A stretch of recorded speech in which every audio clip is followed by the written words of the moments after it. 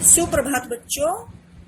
बेटे, कुछ बच्चों का कार्य लगातार आ रहा है। वो बच्चे तो जैसे ही वीडियो पहुंची कि फौरन अपने कार्य को करके भेज देते हैं। वाकई होनहार विद्यार्थी हैं वो हमारे। अब तक करवाए गए कार्य के बारे में बता देते हैं। कृतिका पूर्व पुस्तिका के अंतर्गत हमने एक पाठ किया है, मेरे संग की औरतें, और क्षितिज पाठ्य पुस्तक में से हमने 3 कविताएं की हैं, साखी, वाख और सवैये। इसके अतिरिक्त व्याकरण के अंतर्गत हमने समास, अलंकार कर लिए हैं और पत्र लेखन कर लिया है। और अब हम आगे करने जा रहे हैं अर्थ के आधार पर वाक्य। इसका प्रारंभ हम वाक्य से कर रहे हैं।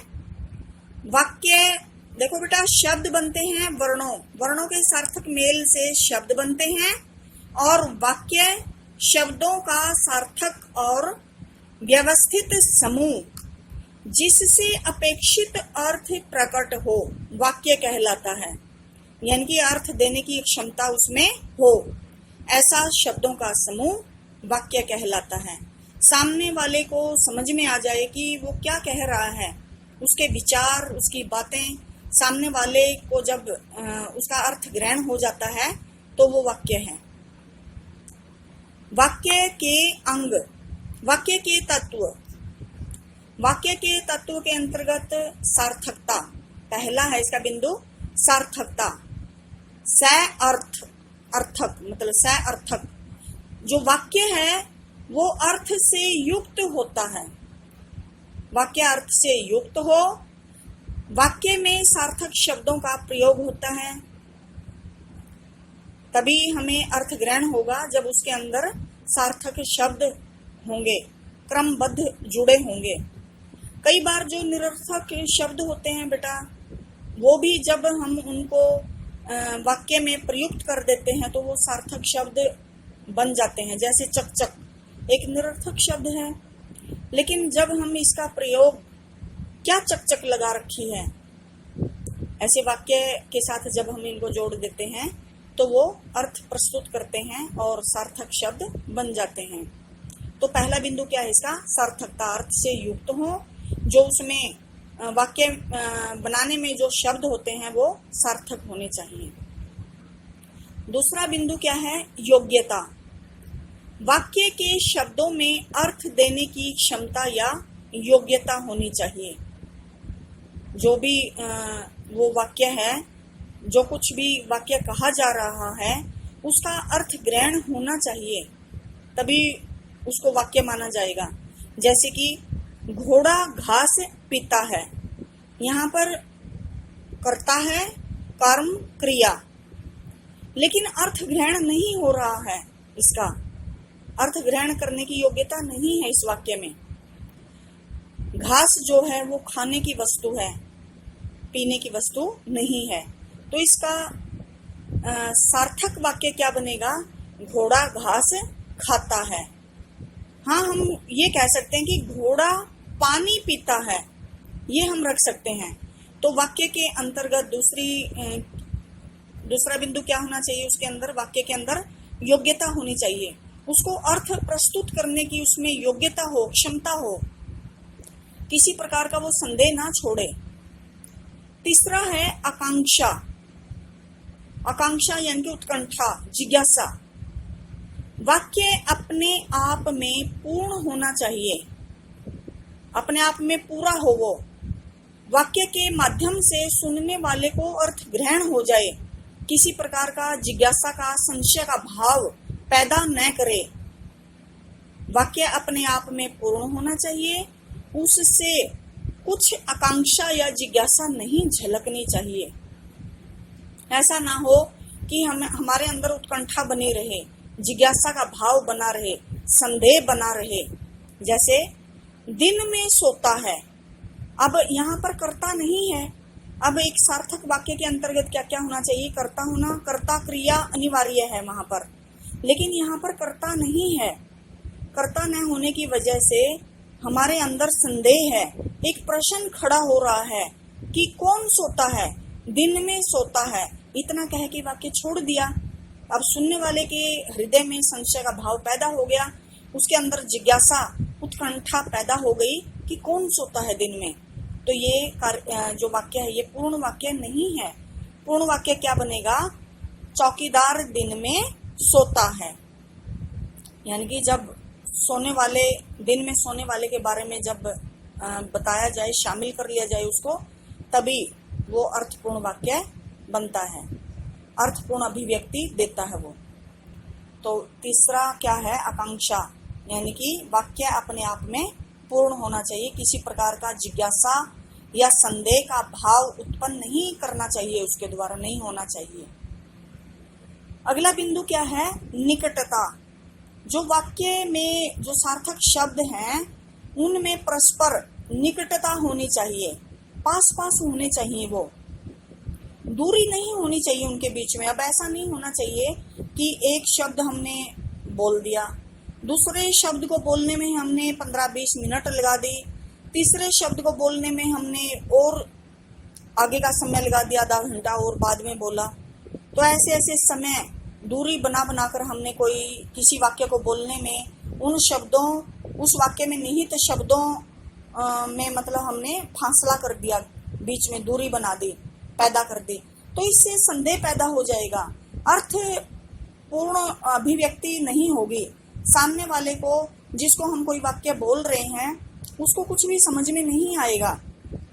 तो वाक्य बोलते समय उसमें प्रवाह होना चाहिए, उसमें वेग होना चाहिए।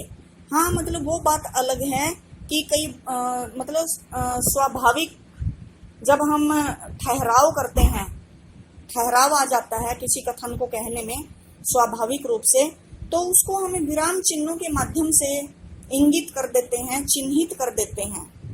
अन्यथा उसमें निकटता होनी चाहिए, वाक्य के शब्दों में बीच में किसी प्रकार की दूरी या ठहराव नहीं होना चाहिए, अन्यथा वो वाक्य हमारी समझ में नहीं आएगा, सुनने वाले की समझ में नहीं आएगा। अगला है पदक्रम। जो उसमें निर्धारित जो पद हैं, वाक्य में जो शब्द हैं, उनमें क्रम होना चाहिए, निश्चित क्रम होना चाहिए उनके बीच में। जैसे कर्ता, कर्म, क्रिया, हमारे हिंदी में ऐसे ही चलता है। हाँ, अन्य कई भाषाओं में उनमें भिन्नता आ सकती है, जैसे अंग्रेजी है, उर्दू है, लेकिन हमारे हिंदी भाषा में उनका एक निश्चित क्रम होता है, कर्ता, कर्म, क्रिया। अगर निश्चित क्रम में अगर हम उन शब्दों को, वाक्य में निहित शब्दों को अगर हम नहीं बोलेंगे तो वाक्य क्या हो जाएगा? एक भ्रमपूर्ण स्थिति पैदा कर देगा, वाक्य समझ में ही नहीं आएगा, हमें अर्थ का ही नहीं पता चलेगा कि कहने वाला क्या कह रहा है।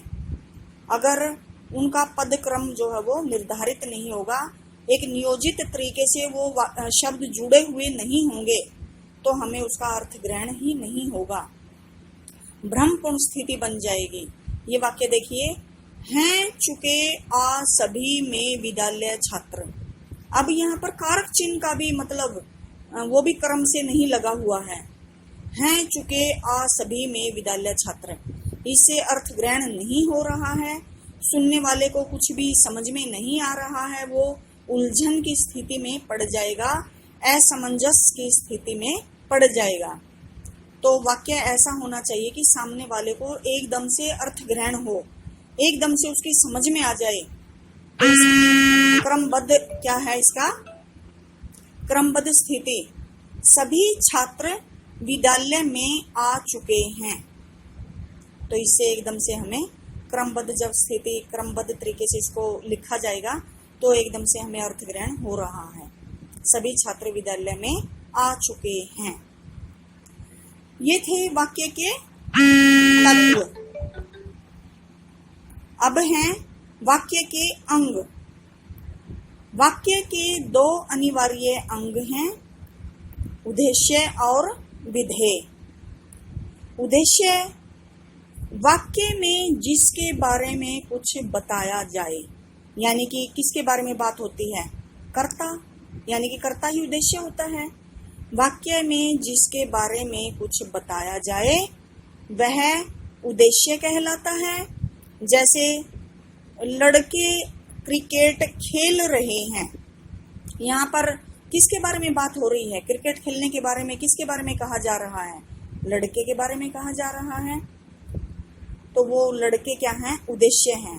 हाँ, जो कर्ता है, कर्ता का अगर विस्तार आ जाता आगे कि 9वीं कक्षा के लड़के क्रिकेट खेल रहे हैं, तो वो भी उद्देश्य के अंतर्गत ही आता है। जो उद्देश्य का विस्तार जो होता है, कर्ता का विस्तार जो होता है, वो उद्देश्य के अंतर्गत ही आता है। तो इसका क्या है परिभाषा? जिसके बारे में कुछ कहा जाए वो उद्देश्य होता है। और विधेय के अंतर्गत क्या होता है? उद्देश्य के बारे में जो कुछ बताया जाए, यानी कि पीछे का सारा क्या होता है? विधेय होता है, क्रिया वगैरह। उद्देश्य के बारे में जो कुछ बताया जाए वो विधेय कहलाता है। जैसे उपयुक्त वाक्य को ही लीजिए कि क्रिकेट खेल रहे हैं, यहाँ पर लड़के क्रिकेट खेल रहे हैं, तो उद्देश्य के बारे में, लड़का उद्देश्य है, इसके बारे में क्या बताया जा रहा है? क्रिकेट खेल रहे हैं। ये सारा का सारा क्या है? विधेय है। उद्देश्य, विधेय, ये वाक्य के अंग हैं। तो वाक्य के तत्व क्या क्या, मतलब उसमें अनिवार्य शर्तें हैं, क्या क्या होना चाहिए?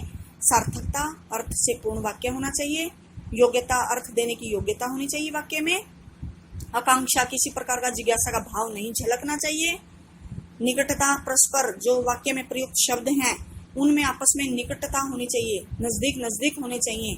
ऐसा ना हो कि बीच बीच में एक सुबह को बोल दिया शब्द, एक सायंकाल को बोला, एक फिर रात को बोला, ऐसे नहीं होना चाहिए। उनमें निकटता होनी चाहिए शब्दों में। पद क्रम और निश्चित क्रम होना चाहिए। व्याकरणिक जो नियम है कि कर्ता, कर्म, क्रिया, इसके अनुसार ही वो जुड़े हुए होने चाहिए शब्द, अन्यथा भ्रमपूर्ण स्थिति बन जाएगी। तो इन सब को आप लोग लिख लेंगे। इसके पश्चात हम आपके जो अर्थ के आधार पर जो वाक्य हैं उनको करेंगे। धन्यवाद।